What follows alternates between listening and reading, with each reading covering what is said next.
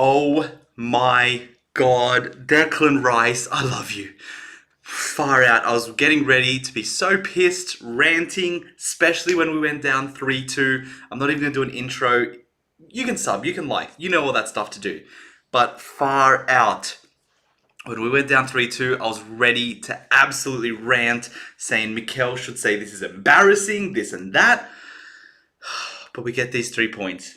It can never be simple with this club. It can't be simple. Can't just go in, cruisy 2-0, we walk away, enjoy the rest of the week. We have to constantly fear our next breath if it's even going to happen or not.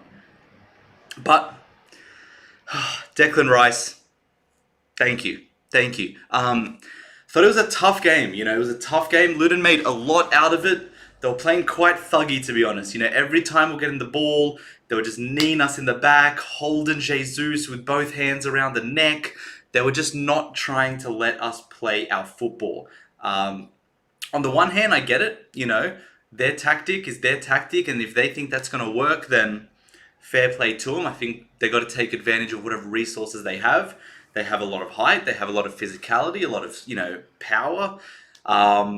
So I guess they're going to have to lean into that when they're playing sort of better teams. But I guess the ref maybe could have helped out, given a few more yellow cards. Some of those tackles were pretty disgusting. Knees in the back as well. Like, if you play sports, you know when someone's leaving one in a challenge. Whether it's basketball, football, rugby, whatever. You know when someone is leaving something in a challenge. They're not accidentally kneeing our players in the back, especially multiple times. Not saying it was a tactic from the coach or anything, but, that was, I thought that was a bit disgusting. You can remember 9 years back. It's how Neymar sort of broke his spine. Yes, it was a bit more of a lunging, diving knee, so it's not exactly the same, but, a knee to the back can have serious damage, and that was pretty disgusting. But I don't want to talk about that. I don't want to talk about the refereeing. I want to talk about us. At times we were bullied. I'm not going to lie. At times we were absolutely bullied.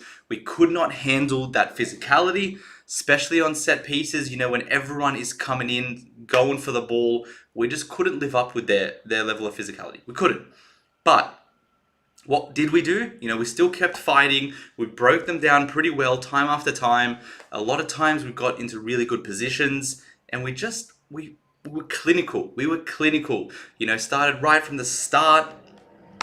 From Jesus finally taking a quick throw, launching into Saka. They don't have a chance to sort of get back into their shape. Saka puts it into Martinelli, goal. What have I been saying?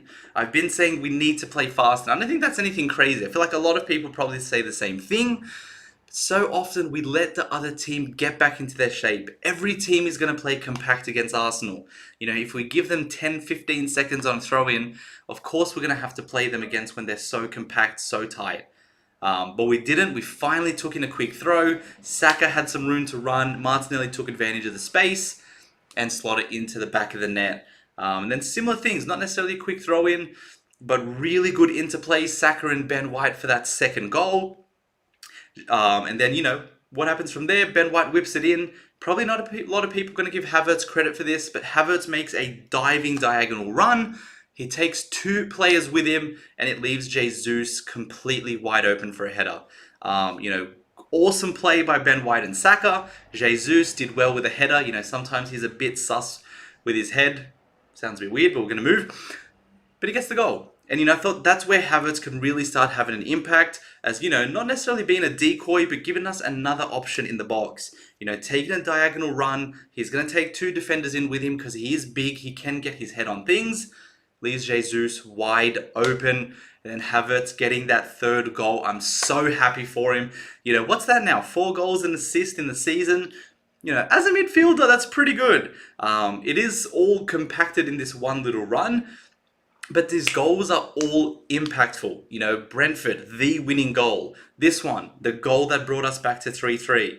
And I'm just so happy he's getting his feet under him. He's starting to look better. I thought he was one of the players today who was up for the physical battle. And, the more I see it, the more I get surprised because I did not expect this at all from Havertz.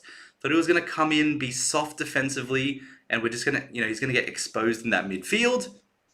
but he's doing, he's doing really well defensively. He still has some things to improve, of course, creating this and that. But, if he can do that thing defensively, put in a few good passes, get his head or, make late runs into the box and get a goal, that's all we need. That is all we need. I thought today he was really good as well. I can't remember what it was, but he's showing some skill as well, I don't know.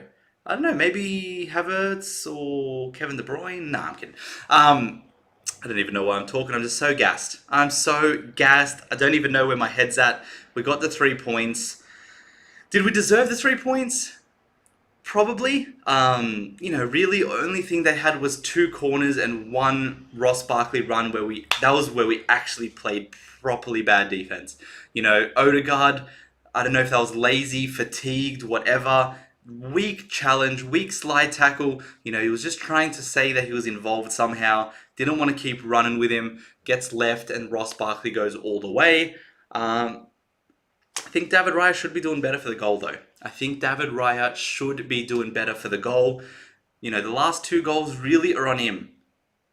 So if it's a fair game, if it's rotation, if whoever's best informed gets the shirt, whatever Arteta, Ramsdale should play next game. That's all I'm saying. Thought Raya had a shocker today. Nearly cost us all those points. So we'll see. I don't want to talk about it too much because it's been talked about for about decades now, what it feels like. So I'm going to leave it. I'm just going to say I think Ramsdale should play and we move.